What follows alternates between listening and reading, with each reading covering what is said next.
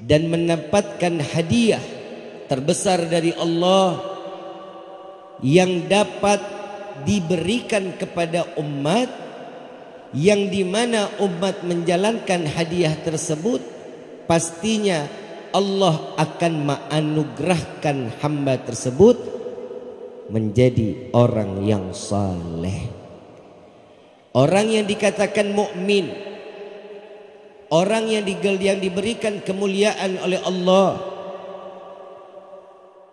Undangan tersebut semata Allah menginginkan pemberian undangan ini menjadi satu bentuk kebahagiaan antara Allah, zat yang maha besar, dengan manusia yang dimuliakan oleh zat yang maha mulia. Di dalam surat Al-Isra jelas Allah Subhanahu wa taala mengatakan dengan penuh keberkahan dan penuh kemuliaan. A'udzu billahi minasyaitonir rajim. Bismillahirrahmanirrahim. Subhanalladzi asra bi 'abdihi lailan minal masjidil haram ilal masjidil aqsa alladzi barakna haulahu linuriyahu min ayatina innahu huwas samiul basir. Allah menyatakan, memberitahu kepada seluruh hamba-hambanya, baik yang tampak maupun yang tidak, dari jin, manusia dan malaikat serta tetumbuhan, siapapun itu, semua yang berupa makhluk Allah, menyaksikan tatkala Allah Rabbul Alamin menjemput Nabi, mengundang Nabi berjumpa dengan Allah, maka disinilah dengan keberkahan yang Allah nyatakan, maha dengan kesucian Allah yang memperjalankan seorang hamba. Kita ini manusia apa bukan? Manusia bukan. Kok tahu? Kok tahu kita manusia? Jin juga kalau ditanya, kita jin apa manusia? Jin. Kenapa dibilang jin? Kok tahu jadi jin? Karena yang namanya seorang manusia, Allah berikan kemuliaan, ada iman, ada hawa nafsu, ada akal. Ini manusia nih. Kalau dia menjalankan cuman hanya sekedar hawa nafsu dan akal, manusia. Tapi kalau dia mendahulukan iman, baru akal dan hawa nafsunya terjaga, maka ini yang dikatakan seorang hamba. Sekarang Rifki mau tanya, kita ini hamba Allah apa bukan? Bu, ibu, tidur. Bu, hamba Allah apa bukan? Kata siapa lu? Ama laki galak, mata melatat melotot, kalau ngomong kagak ada saringannya, ngomong seceblak-ceblaknya, dikasih duit mesem, gak dikasih duit merengut. Yang namanya seorang hamba menjalankan perintah Allah, menjauhkan larangan, ini adalah definisi seorang hamba. Siapa yang dikatakan hamba? Kalau kita ngaku, saya tanya tadi, Rifki tanya, kita ini hamba Allah apa bukan? Kita bilang hamba Allah karena kita kepedean. Kadang kita sholat, kadang kagak. Kadang ingat, kadang lupa. Kapan kita ini menjadi seorang hamba? Kalau lagi susah. Kalau kita lagi susah, wah jadi hamba. Malaikat kalah ibadahnya sama kita. Lagi susah, lagi dapat ujian, lagi dapat musibah, sujud lama. Kalau bisa sholat 4 rakaat, tambah 4 lagi jadi 8 sholat isya'nya. Kenapa? Masalah. Ada di sini yang begitu ada. Ada. Mudah-mudahan nggak ada ya. Di sini mah semuanya insya Allah orang-orang ahli sorga. Tapi bohong. Ibu bapak yang dirahmati oleh Allah, apa sih keistimewaan Isra wal Mi'raj di dalam hidup? Kita nggak usah ceritanya lagi lah. Nabi perjalanannya sampai ke Baitul Ma'mur, Nggak perlu kita udah ceritain lagi. Tiap tahun orang yang ceramah pasti nyeritain. Hari ini apa kemanfaatan Isra wal Mi'raj untuk kita seorang hamba yang bodoh di dalam beribadah? Dek, lu kalau ngobrol ntar gue tampol lu dek lu. Gue datang jauh-jauh nih. Diem ya.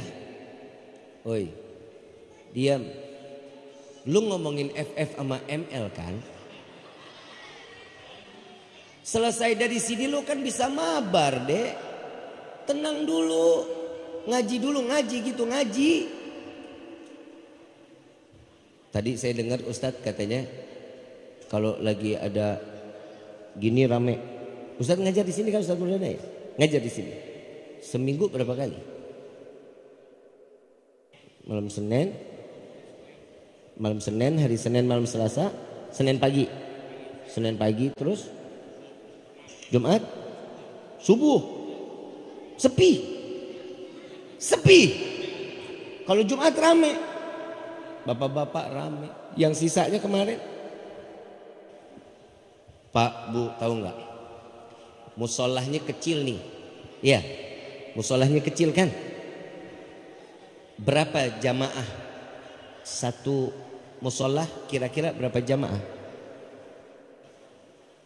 Ada 400 orang. Hah? Berapa? Enggak, full. 100 ada ya? 100 yang ngaji. Yang ngaji enggak 100. Pak, Bu, saya cuma mau ngasih tahu, nih kampung selamat dari bala karena ini musola. Nih kampung diselamatin sama Allah dari bencana karena ini musola. Kenapa? Pengajiannya ada. Ibu tidur, subuh bapak ketiduran, ngaji di sini. Berkahnya setiap rumah ini dilimpahkan rahmat sama Allah. Bukan amin lu ngaji. Amin doang lu mah. Orang pengennya mah terima jadi. Jalanin. Orang yang di dalam rumah aja dapat rahmat. Gimana yang ada di dalam musola? Besok saya cuma mau bilang sama DKM, masjid di sini kalau sholat subuh berapa rakaat? Ya kali nambah. Di sini berapa rakaat? 2 masih. Nggak mungkin nambah ya. Berapa soft jamaahnya sholat subuh? 2 soft. Kok hari ini rame ya? Ada apa? Ada snack. Ada gua. Lah gua aja kagak dikasih apa-apaan. Lah ditengok sini air, sono air. Lah dipikir gue Rifki Gelonggongan kali. Orang jauh-jauh datang. Kan ada tuh gelas tinggi, pakein gula 3 sendok, pakein yang ditali tuh yang dinaik turunin. Seduh dia tuh pakai air hangat. Udah sampai di setengahin, cemplungin batu es. Paham gitu Ustaz, ngapa? La ilaha illallah. Ini sampai mana nih tadi kita nih? Es teh manis. Besok berarti buat DKM masjid yang sholat subuh di sini taruh snack depan. Soft pertama snack isinya 5 paket risol, lontong, roti, aqua, ya buah lengkeng dah 5 biji. Soft kedua aqua doang. Soft ketiga jangan dikasih apa-apa. Insya Allah berebut orang paling depan. Apalagi kalau isinya duit. Soft pertama 100.000, soft kedua 50.000, soft ketiga 20.000, 10 sampai 5.000. Insya Allah ramai. Kenapa? Nyata terlihat. Padahal orang yang keluar sholat subuh dari rumahnya masuk ke musolah ini, rezekinya dijamin oleh Allah di hari tersebut sampai subuh yang akan datang. Jalanin, amin doang lu. Paham ya Pak ya? Ya Pak ya? Bu, paham? Udah paham belum nih? Kalau udah paham saya tutup sama doa. Udah paham belum? Budek kalian. Ibu bapak yang dirahmati oleh Allah, Apa kemanfaatan Isra wal Mi'raj untuk hamba seperti kita? Yang pertama, ternyata hadiah yang Allah berikan kepada Nabi berupa satu kebahagiaan yang tidak diberikan kepada Nabi dan Rasul lainnya. Ingat peristiwa Nabi Allah Musa alaihissalatu wassalam ngerengek kepada Allah, meminta kepada Allah. Saat malaikat Jibril menyampaikan firman Allah, menyampaikan wahyu atau kalam Allah, Nabi Musa bilang, "Hei, engkau ini siapa?"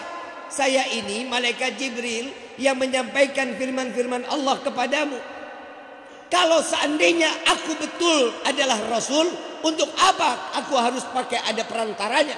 Biarkan Allah langsung yang turunkan kepadaku," katanya. Malaikat Jibril sampaikan kepada Allah, "Ya Rabb, Nabi Musa nggak pengen ada perantara firmannya, pengennya sama engkau langsung. Sampaikan kepada Musa, wahai Jibril, nggak bakal sanggup, nggak bakal kuat wahai Jibril sampaikan. Ya Musa, Allah Rabbul Alamin mengatakan engkau tidak akan sanggup. Nggak mau tahu, tetap harus ketemu." Allah tuangkan di dalam Al-Quran, "Ya Musa, naiklah engkau ke atas bukit." Saat diperintahkan ingin berjumpa antara Allah dengan Nabi Musa nggak pikir panjang, cepat-cepat lari ke atas bukit. Sebelum naik ke atas bukit, di stop sama Allah. "Hei Musa, tahan dulu, buka dulu sandalnya. Bukit ini akan menjadi suci karena pertemuan antara zatku dengan dirimu." Kata. Naik ke atas bukit, suruh buka sendal. Oi, lu pernah naik gunung kagak? Ya Gunung Agung juga nggak apa-apa lah. Mau naik ke atas bukit disuruh buka sendal, kayak masuk masjid. Bukit itu akan menjadi saksi antara perjumpaan zat Allah dengan Nabi Musa. Maka itu bukit tersebut disucikan oleh Allah karena pertemuan antara kekasih dengan yang dikasihi. Saat Nabi Musa buka sendal naik ke atas bukit, dari sekian 70.000 hijabnya Allah, satu diangkat oleh Allah, terhempas Nabi Musa, pingsan, hancur bukit menjadi debu. Kenapa? Karena tidak tahan terbias cahayanya Allah Subhanahu wa ta'ala. Saat setelah siuman Nabi Musa, ada satu sahabat di dalam satu kisah, Nabi Musa begitu pulang, mukanya nggak ditutup. Begitu beliau pulang, ada satu orang lihat Nabi Musa langsung buta seketika. Kenapa? Setengah dari badan Nabi Musa terbias cahayanya Allah Subhanahu wa ta'ala. Orang yang melihat Nabi Musa tidak sanggup memandang serpihan cahayanya Allah Subhanahu wa ta'ala. Coba kita lihat Nabi Muhammad sallallahu alaihi wasallam. Saat Allah menjemput dengan buruk, saat dijemput dengan buruk aja loncat riang gembira, loncat-loncatan. Malaikat Jibril sampai bilang, "Hei buruk, punya adab sedikit. Wahai Jibril, siapa yang bisa menahan keriangan, kegembiraan yang aku impikan saat dimana aku dapat ditunggangi oleh baginda Nabi Muhammad sallallahu alaihi wasallam." Senang, buruk loncat gembira saat dijumpai dengan Nabi Muhammad sallallahu alaihi wasallam. Begitu sampai, naiklah Nabi sallallahu alaihi wasallam, masuklah sampai ke Masjidil Aqsa. Dari Masjidil Haram ke Masjidil Aqsa. Begitu sampai di Masjidil Aqsa, ini buruk nggak mau berhenti, bawaannya mau ngikut aja. Kata Jibril, "Tar dulu, di sini tempatnya." Diikat di depan daripada Masjidil Aqsa. Begitu selesai diikat, lalu Rasulullah masuk ke dalamnya. Yang di dalam masjid tersebut terletak semua para anbiya dan rasul. Yang datang jasad apa ruhnya tuh? Hah? Jasad apa ruhnya? Jasad apa ruhnya? Meninggalnya udah ribuan tahun. Dan Allah kumpulkan di dalam Masjidil Aqsa yang salatnya diimamkan oleh Nabi Muhammad sallallahu alaihi wasallam. Berarti Imamul Anbiya wa Imamul Mursalin, penghulunya para anbiya, penghulunya para rasul, Nabiuna Muhammad sallallahu alaihi wasallam.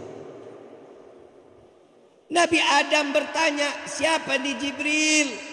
Ini yang dinamai Muhammad sallallahu alaihi wasallam. Senang bangga Nabi Allah Adam melihat keadaannya. Nabi sallallahu alaihi wasallam senang. Kenapa? Karena manusia pertama yang pernah menyebut di dalam doa, menyebut nama kekasih Allah, yaitu Nabi Muhammad sallallahu alaihi wasallam adalah Nabi Adam, dan tobatnya diterima oleh Allah Subhanahu wa taala. Nabi Adam bangga saat Nabi Adam diturunkan dari surga, sampainya ke bumi, sampai ke pondok gede.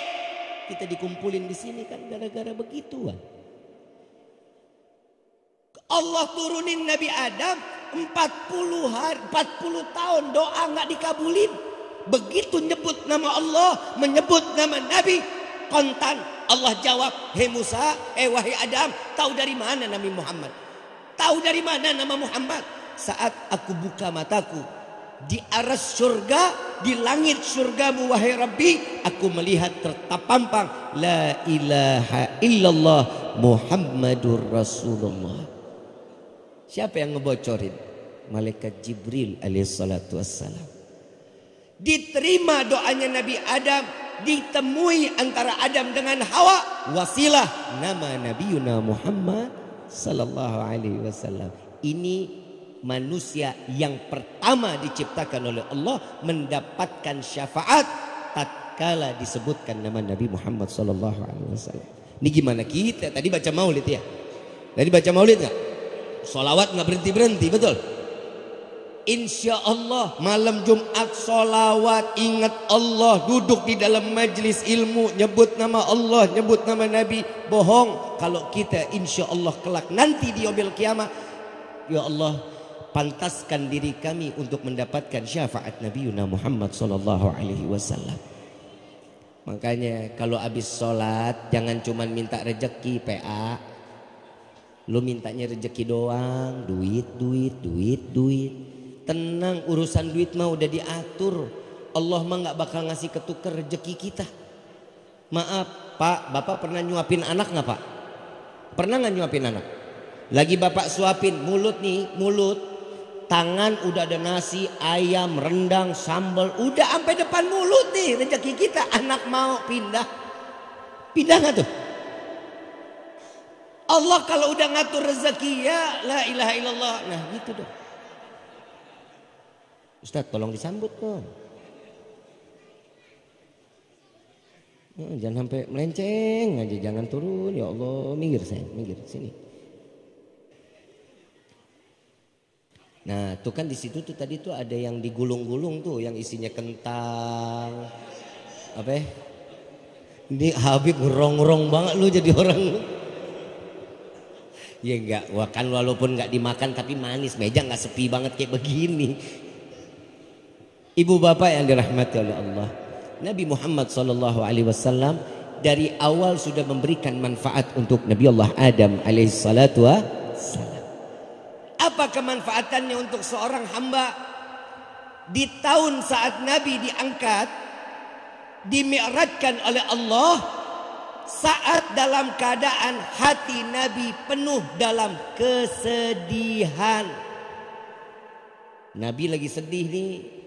Siti Khadijah meninggal, Sayyidina Abu Talib meninggal, paman yang selalu menjaga, istri yang solehah. Bu, ibu, Siti Khadijah meninggal, Nabi sedih.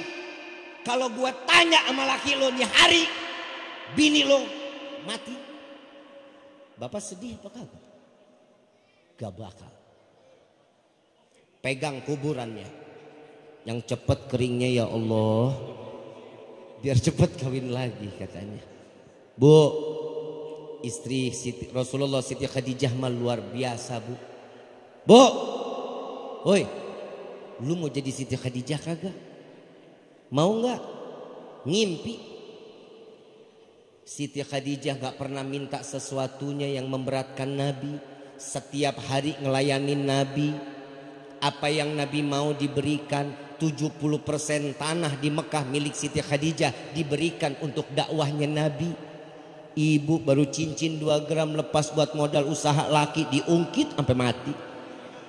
Ih, amit-amit gue mah. Gak boleh sekaya apapun. Bu, maaf, ibu doyan ibadah, datang pengajian seragam loreng, merah, kuning, hijau, semuanya ada tuh, warna-warni lah pokoknya. Yang polkadot lah, yang banyak lah. Seragam banyak, ibadah rajin, sholatnya 1000 rakaat. Tapi satu kebaikan yang kalian telah berikan kepada suami, lanjut diungkit, selesai, hilang pahalanya. Dari nol, mati, su'ul khotimah.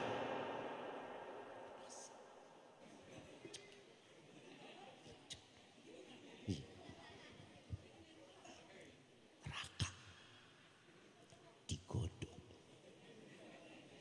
direbus, dibetot. Di neraka paling banyak laki apa perempuan, Bu? Bapak mah jangan ngomong, Pak. Jangan, ntar disangkanya saya ngadu domba. Bu, di neraka paling banyak laki apa perempuan? Maaf, Bu, laki-laki di sini nih, lihat orang-orang ahli sorga. Nih, lihat muka-mukanya, muka-muka teraniaya.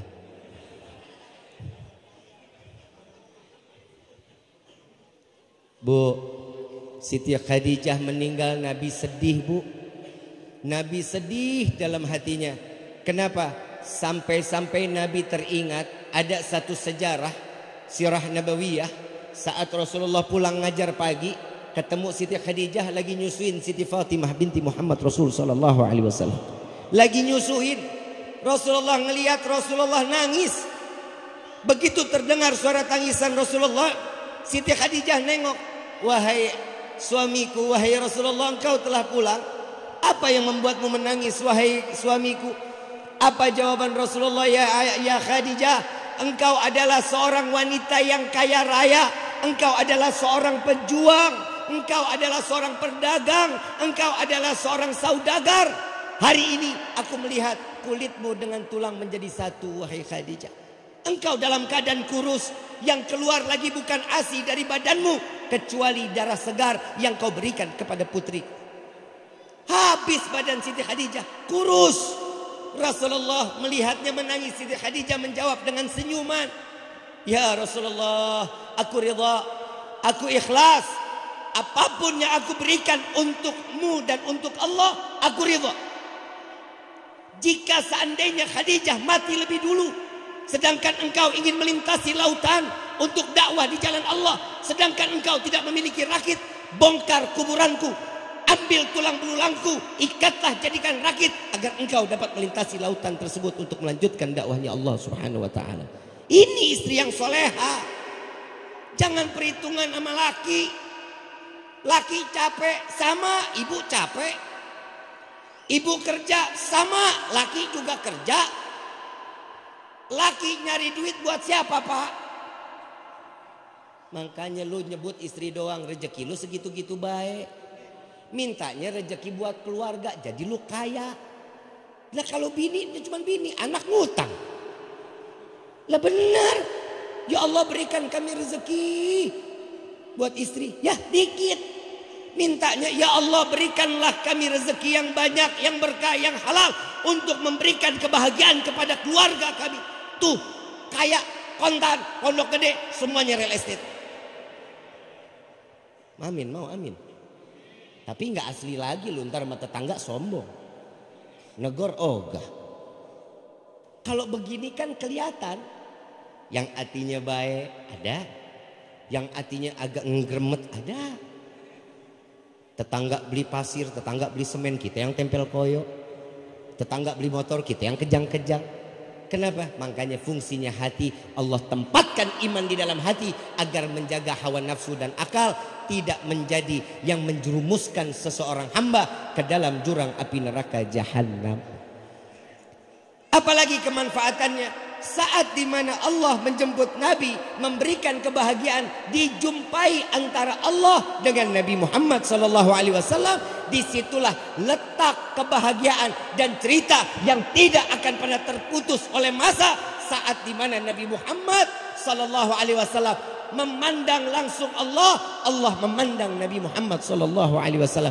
Permintaan Nabi apa? Enggak banyak-banyak yang diminta. Ya Allah, kumpulkan Muhammad di dalam surga bersama umat Muhammad. Ini doanya Nabi yang diminta. Kalau bapak yang dimi'rajkan oleh Allah, ketemu Allah, gue tahu yang lo minta rezeki, umur panjang, mati husnul khotimah. Nabi yang begitu ketemu langsung sama Allah yang diminta apa? Mati dan dikumpulkan di dalam surga bersama umatnya. Gak minta apa-apaan lagi. Makanya Allah Rabbul Alamin cintanya sama Nabi sempurna.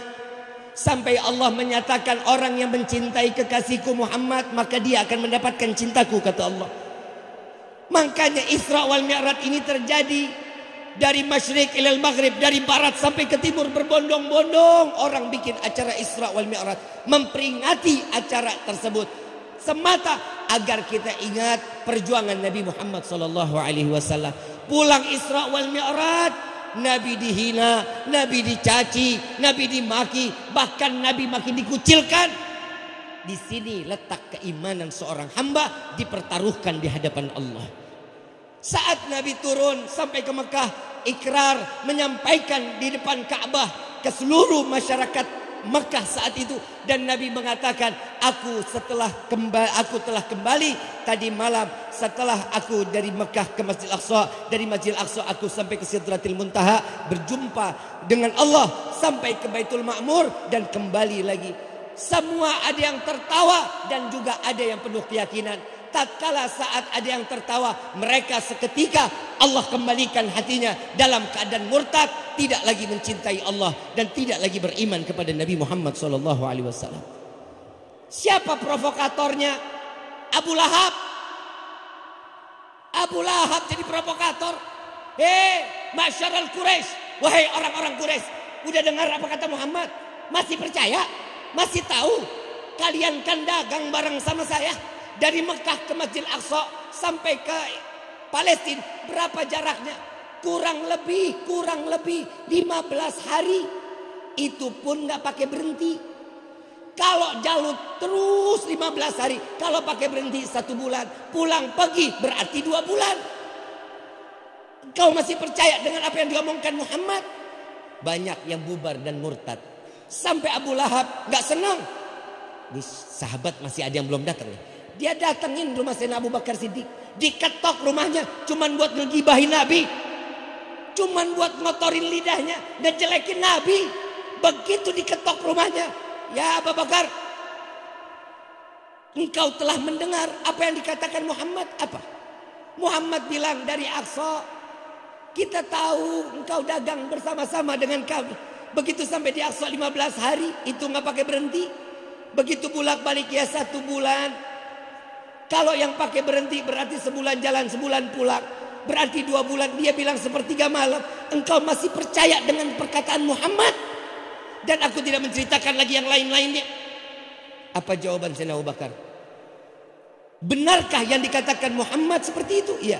Jika ada yang lebih aneh dan lebih gila apa yang telah diucapkan oleh Rasul sallallahu alaihi wasallam, aku orang yang pertama meyakini apa yang dikatakan oleh Nabi Muhammad sallallahu alaihi wasallam.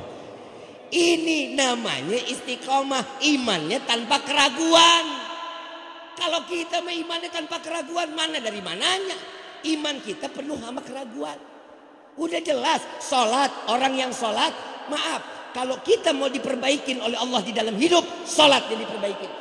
Kalau kita mau dirapihin rezekinya, rapihin ibadah kita. Ini caranya Allah.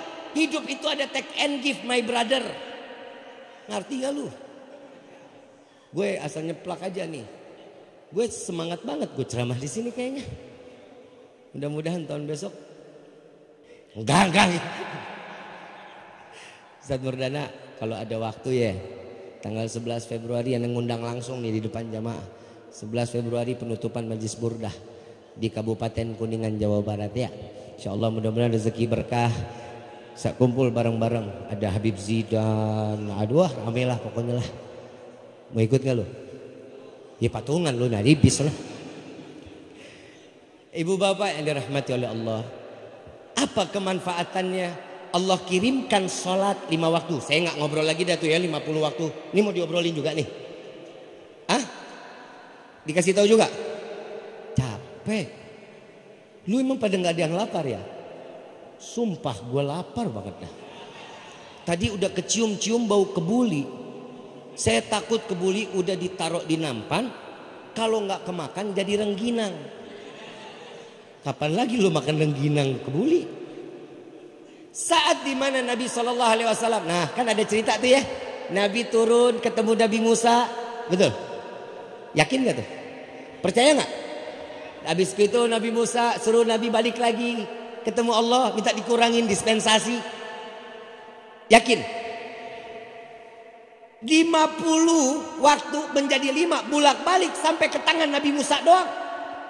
Sampai ada ulama menyatakan itu mah cuman keinginan Nabi Musa. Kenapa? Saat beliau punya kerinduan yang besar kepada Rasulullah sallallahu alaihi wasallam, saat setelah berjumpa dengan Allah dan Nabi Musa tidak dapat berjumpa dengan Allah, Allah berjumpa dengan Nabi, cahayanya Allah masih terserap di badan Nabi. Saat turun berjumpa Nabi Musa, dipeluk oleh Nabi Musa. Ya Muhammad, minta tambah lagi biar ada rasa cintanya kepada Allah tersambung sampai daripada Nabi Muhammad sallallahu alaihi wasallam. Tuh lihat tuh Nabi Musa pinter.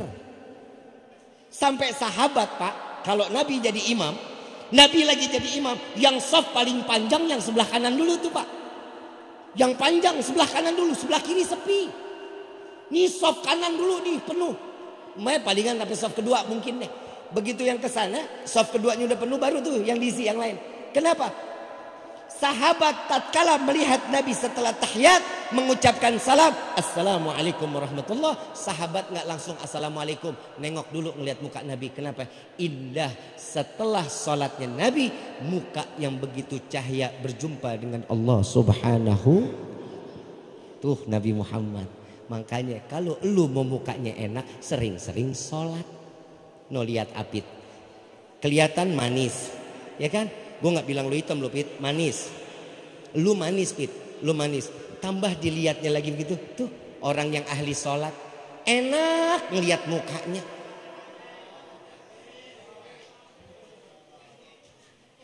GR lu terus GR gitu. Orang kalau mau nikmat mukanya sholat.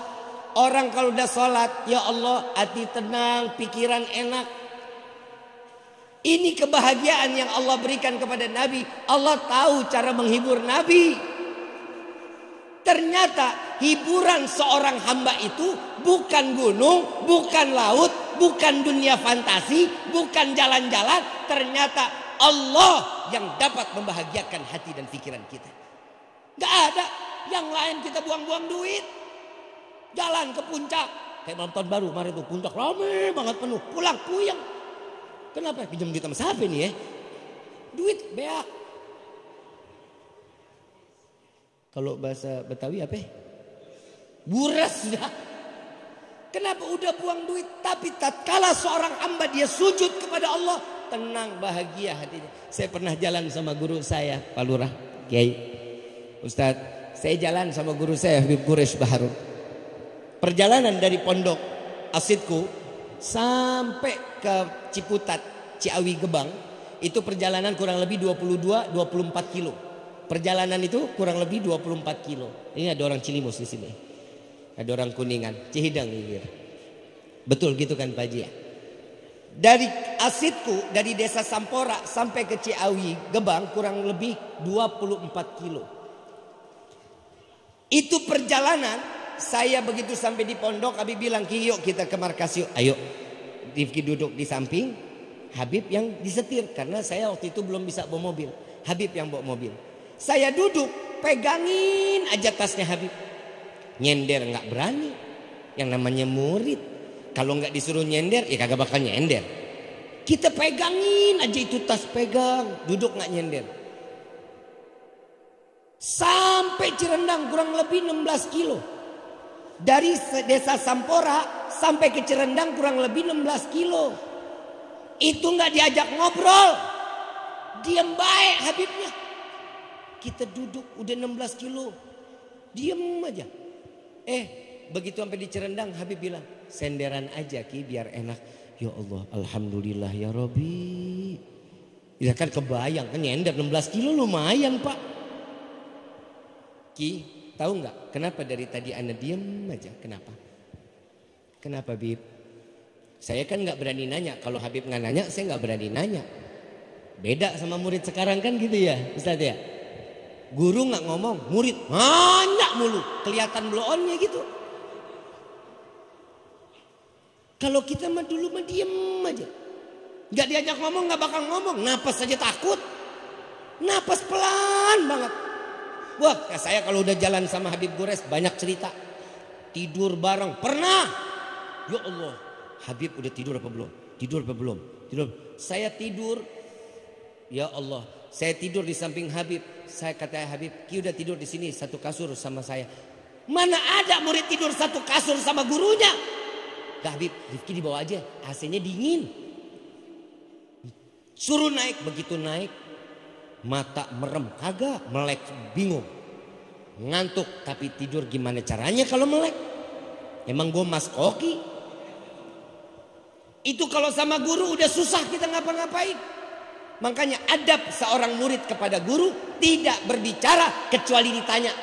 Itu adabnya. Jangan banyak ngomong. Ini Habib bilang, tahu nggak Ki? Kenapa? Dari tadi Anda ini diem aja. Habib kenapa? 50% pikiran saya ini saya fokus di jalan. 50% lagi saya bagi-bagi. Pikirin pondok, pikirin santri, santriwati. Pikirin keluarga, pikirin anak, semuanya bercabang. Yang namanya murid, Habib ngomong begitu kan kita bilang, Habib, kayaknya Habib butuh refreshing. Habib demen mana? Laut apa gunung? Yuk deh kita jalan aja yuk. Ini murid nih pengen nyenengin guru. Habib senyum sambil nengok sama saya. Saya nggak butuh refreshing Ki. Anda nggak butuh refreshing. Saya butuh taufik hidayah dari Allah. Saya butuh taufik dan hidayah dari Allah. Begitu saya dengar, gak berani nyender, diri duduk lagi gue diem. Ternyata besoknya saya nanya, Habib, ini beraniin diri. Karena waktu itu setelah saya lagi ngobrol sama Habib, saya berusaha untuk mencari pertanyaan yang kemarin jawaban Habib. Saya lagi selesai bincang sama Habib, saya tanya, Habib, kenapa Ki? Habib, kok bisa jawabannya gitu? Emang taufik hidayah itu segitu berharganya ya Bib, untuk yang diberikan kebahagiaan untuk kita. Ki, hidup seseorang tanpa taufik dan hidayah tidak akan pernah maju ke depan, akan selalu terus berulang yang lalu dan terus dalam kemaksiatan di hadapan Allah.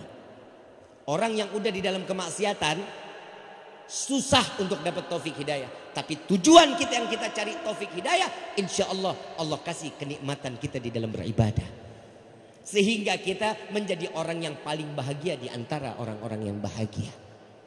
Ini loh yang dimaksud Isra wal Mi'raj. Kalau kita mau bahagia, Mi'raj dah buru-buru. Datang kepada Allah. Mau apa aja Allah kasih. Kita nggak minta aja Allah kasih. Coba yang datang kemari, ada yang tahu bakal makan pisang lu. Sampai mana begitu tuh, penuh aqua. Salak masuk, bijinya masuk, pisang masuk tuh. Ada yang tahu bakal dapat rezeki begitu? Nggak bakal tahu. Tapi ini kita nggak minta, tapi Allah kasih. Hari ini kita minum, hari ini kita makan. Emang doa kita? Belum tentu, bisa jadi buyut kita. Bisa jadi nenek moyang kita yang berdoa buat kita. Kalau kita kan doa buat diri sendiri. Kita doanya tuh gak jauh dari 3 nih. Ini kita sampai jam berapa Ustaz? Gue kalau udah ngomong begini nih Ustaz, gak mau berhenti gue. Sampai jam berapa kita? Terus? Ya udah, gue tanggungin sampai jam 3. Setuju? Sanggup? Sumpah gue enggak. Dikit lagi. Saat dimana Nabi SAW mendapatkan satu bentuk kebahagiaan. Manusia itu cara paling gampang menemukan kebahagiaan itu taufik dan hidayah tatkala dia beribadah. Karena apa? Yang kita dapat hidup kita begini doang nih. Karena yang kita minta cuma rezeki. Apa kata seorang yang saleh? Orang paling rugi setelah sholat cuma minta rezeki. Urusan dunia rugi. Kenapa? Doa yang paling mahal tatkala dia meminta hidayah untuk dirinya, itu doa yang paling ditunggu oleh Allah Subhanahu wa taala. Ini kita kan mintanya rezeki. Lagi lu buat apaan sih rezeki banyak-banyak, buat apaan? Bu, Mau rezeki banyak. Buat apa lu? Buat check out, Bib. Bisa COD, Bib. Buat apa?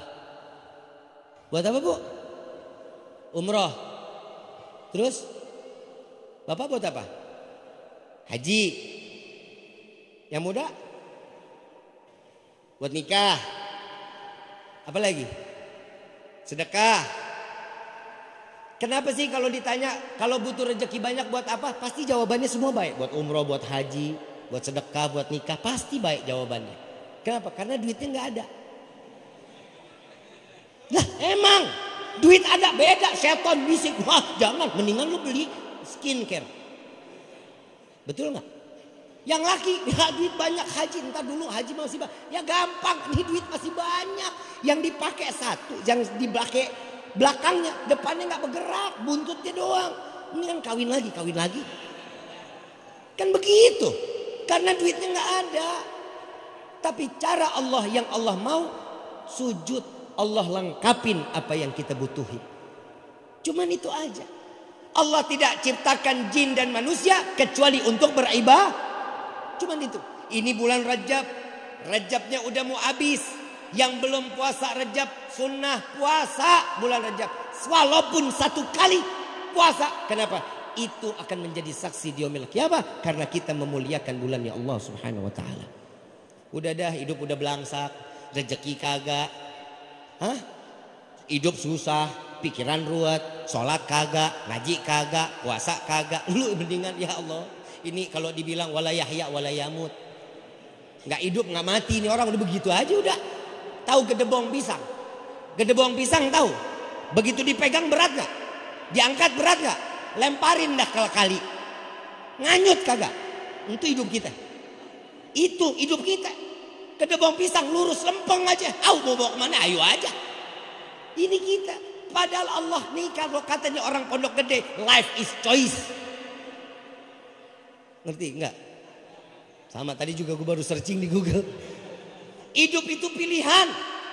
Pilihan kita mau kemana. Setiap tahun Isra Mi'raj. Ada lagi maulid. Datang ke pengajian sana. Datang ke pengajian sini. Pondok gede gak kekurangan guru. Kiainya banyak. Ulamanya banyak. Sesepuhnya banyak. Semuanya ngajarin semua yang baik-baik. Semua ngajarin kita biar mati husnul khatimah. Pasti. Tapi emang dasar kitanya yang blow on, bebel, bin tolol.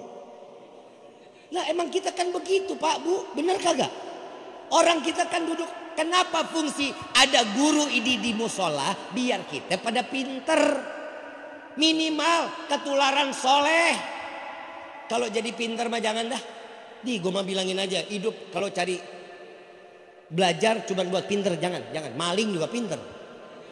Emang benar, apalagi koruptor. Wah, pinter banget. SE, SH, ME. Wah, semuanya ada. Semua. Tapi ini yang kita mau. Ibadah kita itu untuk menjadikan kita sebagai hamba yang soleh di mata Allah. Kalau orang udah soleh, aman. Soleh soleha, aman. Kenapa? Sama orang tua baik, sama guru beradab, sama tetangga. Wah, bukan main. Bu. Ibu, nih hari pada pakai kerudung cakep-cakep banget lu. Emang lu pada mau kemana sih? Bu, besok nyapu rumah tuh pakai kerudungannya. Urusan teras tuh pakai kerudungannya, jangan diablakin aja. Nih hari pada rapat datang pengajian, begitu nyapu depan rumah, buka aja sengablak-ngablaknya. Pakai daster tangan pendek, celana 7/8. Maaf, udara ini tuh makhluknya Allah.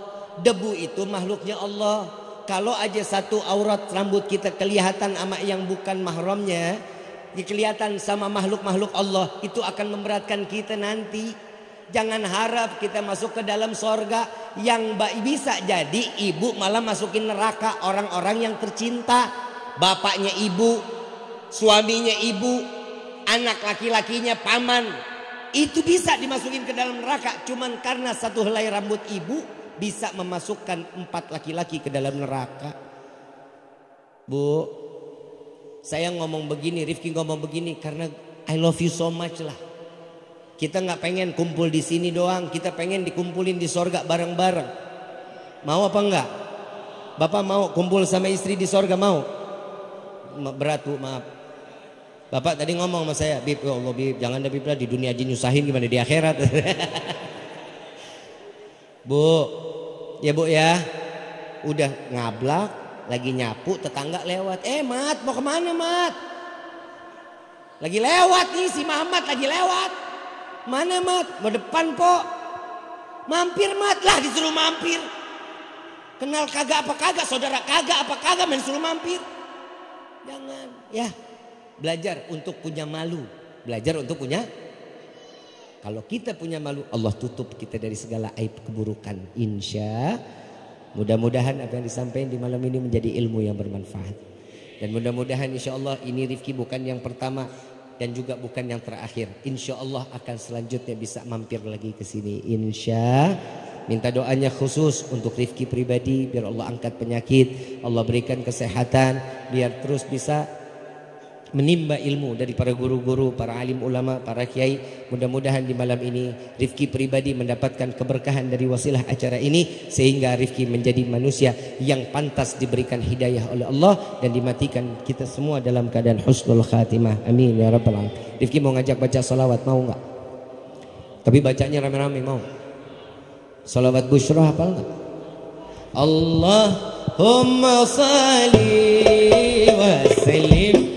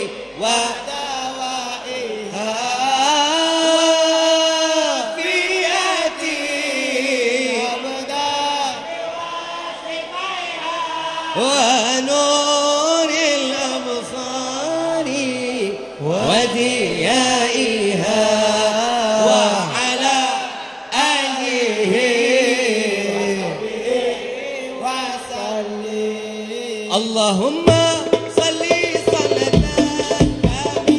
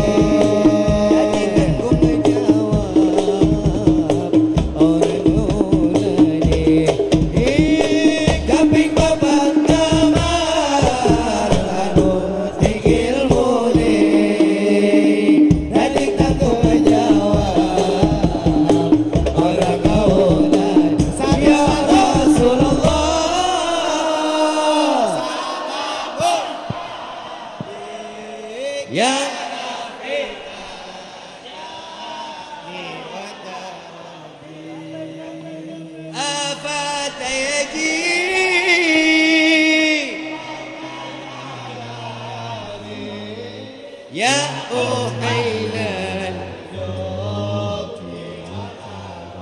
iku saking ulama awe pitutur alamate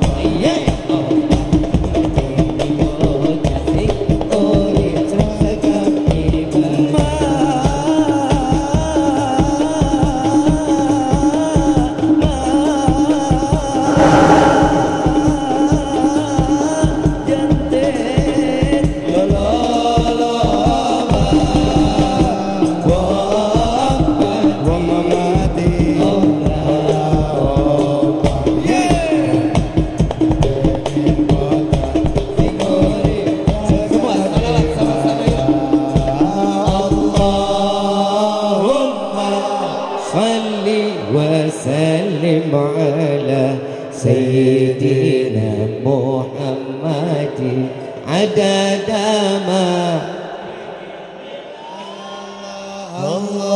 اللهم صل وسلم على سيدنا محمد عدد ما في علم الله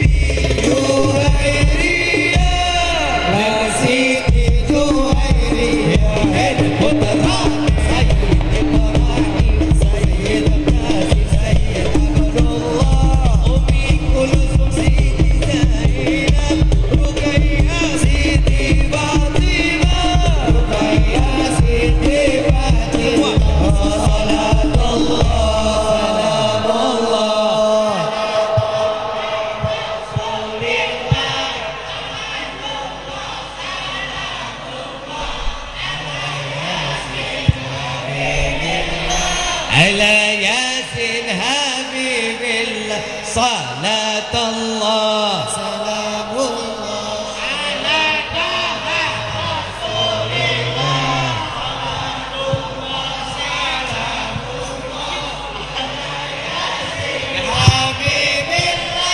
ala yasin habibillah Allah